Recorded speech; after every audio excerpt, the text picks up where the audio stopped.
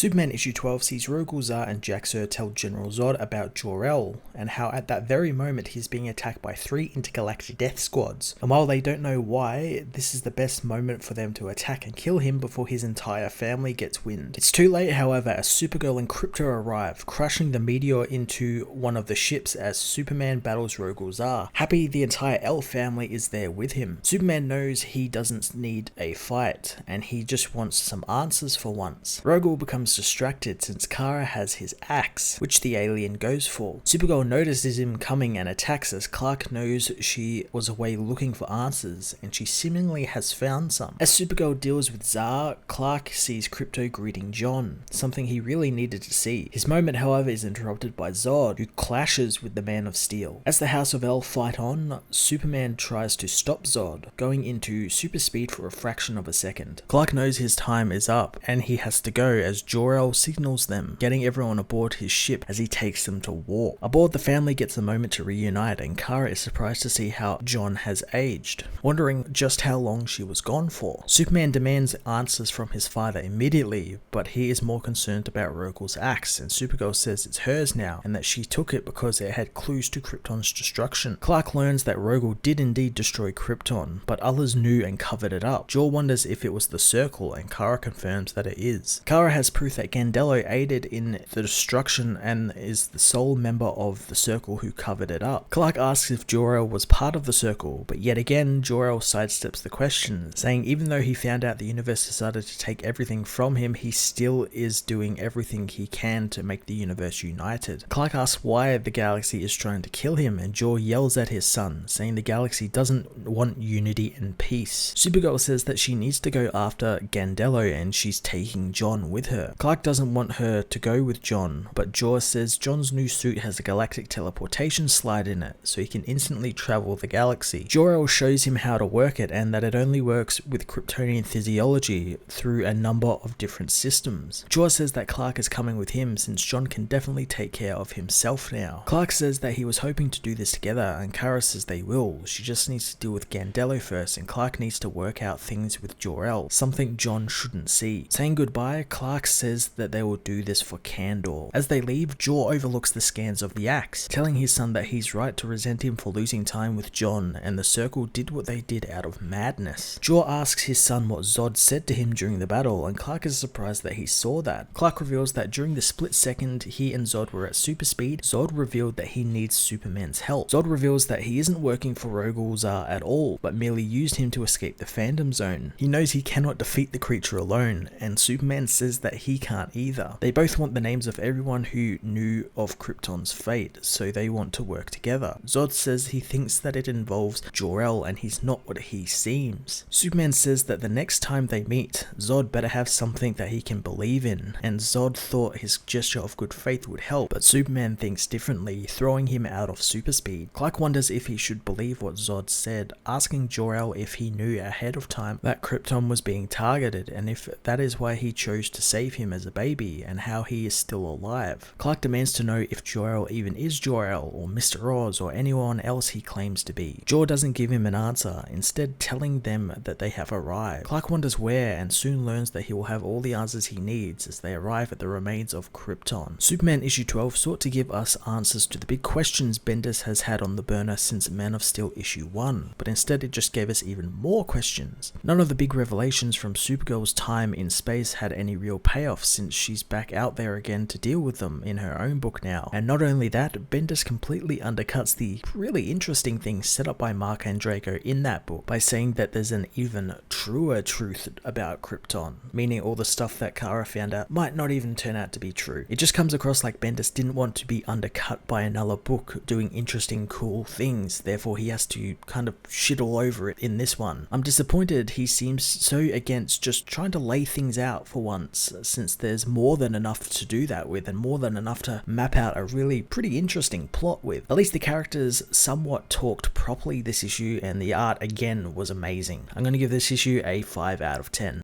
Hey everyone, thanks for watching my newest video. If you enjoyed it, you might also like to check out my other reviews here on my channel. You can also follow me on various social media platforms like Twitter by searching Matt_FOS, or even join the Comic Multiverse Discord server and chat with other comic book fans, including myself and Joel from Cape Joel. Want cheap comics and trades? Head over to the book depository with the link in the description to get the cheapest trades and comics around, along with free shipping anywhere in the world. Until next time, this has been Matt of the Fortress of Solitude. Thank you so much for watching.